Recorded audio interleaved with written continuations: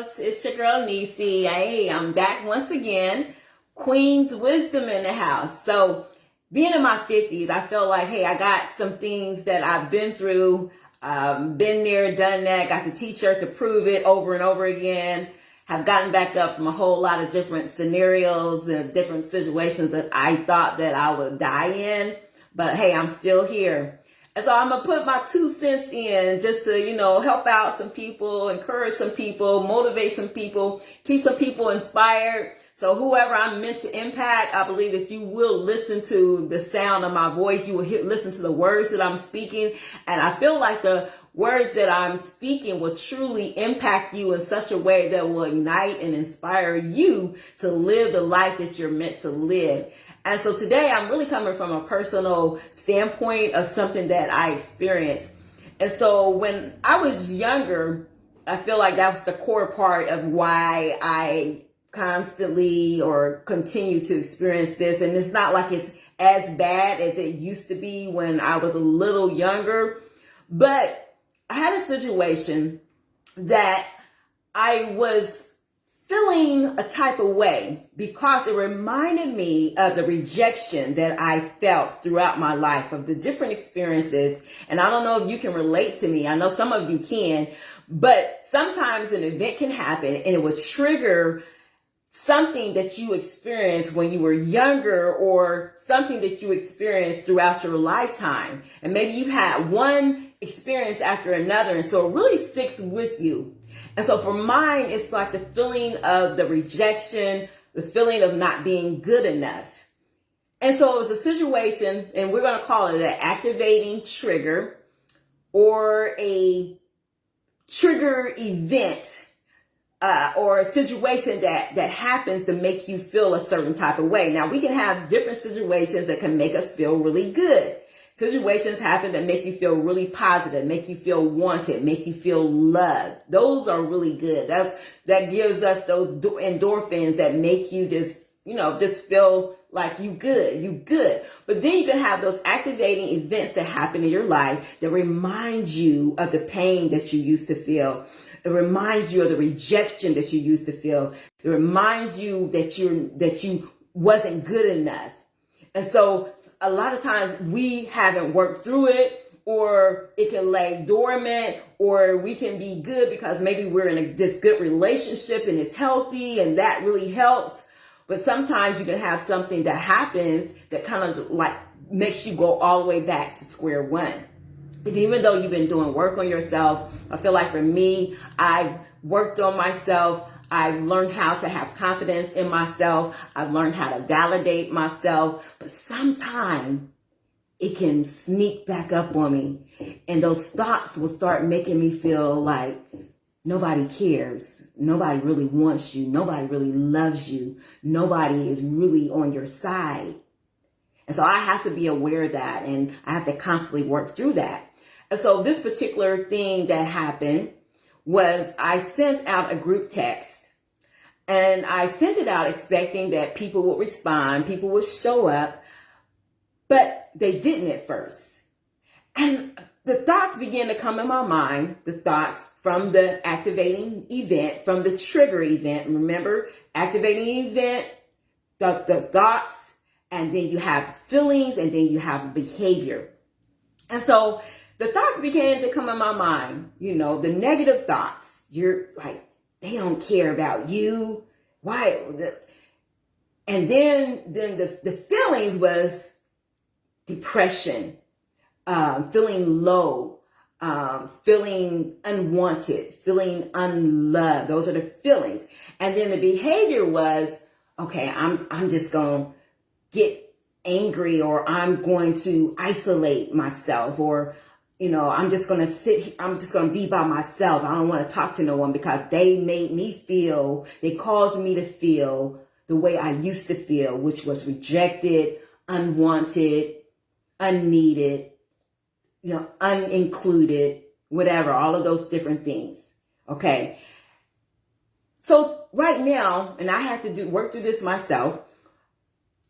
If you've had a triggering event, I want you to challenge that thought, challenge whatever that event was, You walked in a room and people start laughing. Now, what evidence do you have that they were really talking about you? But the thoughts in your head was, oh, they're talking about me. Oh, they don't like me. Oh, something must be wrong with me, or I don't look pretty. All of the perceptions that we gather from the trigger, okay? Something triggered you. And it could have been something, maybe you didn't have the confidence level that you had. You didn't have the confidence level coming up. And maybe you had gotten better, but then when this happened, it kind of like took you all the way back. And so what I began to do was I began to challenge. I began to think like through a different path, a different perspective. And sometimes that was a healthy way to do it. Instead of just all the time going to saying something negative. Oh, they don't like me. Oh, they don't value me. Say, okay, what's the evidence to say that they really don't like me? Because if you think about what kind of person you are, because I know what kind of person I am. I know what I bring to the table. I know my energy flow. I know how I help other people.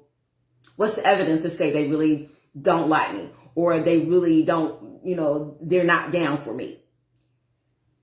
Because I didn't think about that it could have been the fact that they didn't get my message. Could have. Okay. Maybe not.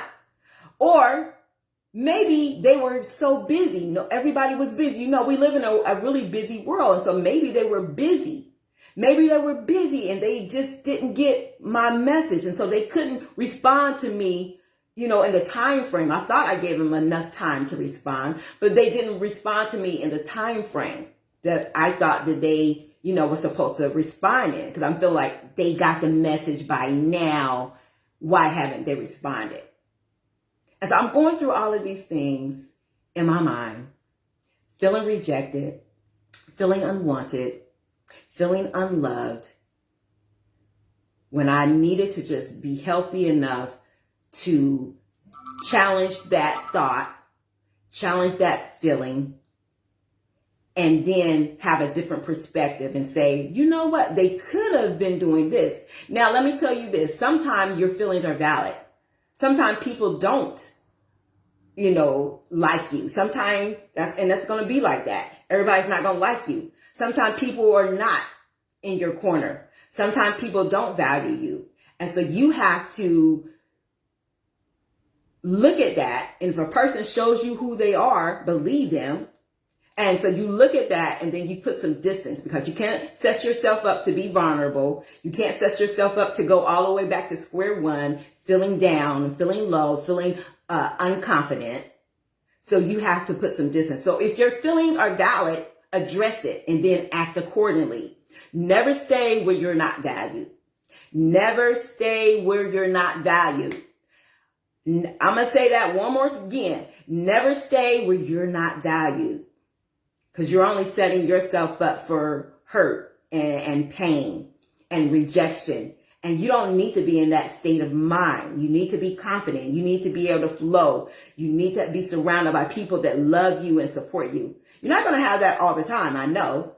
But for the most part, you don't want to be in the company for too long of a period of people that don't value you, of people that don't support you.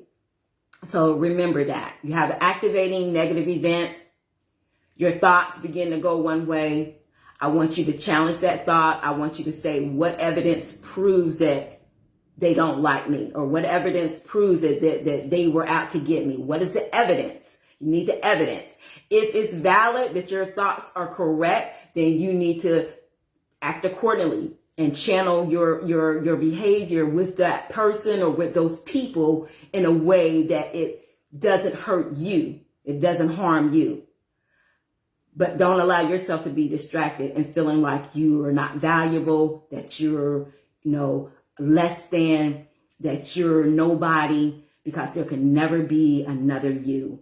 And the energy that you put out and the compassion that you have in your heart and the gift and the calling that is on your life, I don't want that to ever be dwindled. And so that's why I'm speaking with Queen's wisdom.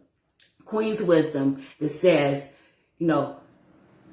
do what you need to do to correct those feelings, but don't allow yourself to be distracted, and don't allow yourself to be distracted because of those things that maybe impacted you in the past. And then when you have a negative event that comes up, it brings back those beliefs, once again, and then you're distracted from feeling good about yourself. You're distracted from your confidence level. You're distracted from that good energy that you flow in. Because I want you to be everything that you're meant to be. I want you to bloom. I want you to operate in a way that you say, hey, you know what? I validate me. God loves me. I'm a flow in everything that I'm meant to flow in. There will be nothing that I don't accomplish in my life because I didn't allow those negative distractions to keep me down. Okay? All right. Queen's wisdom, y'all. Queen's wisdom.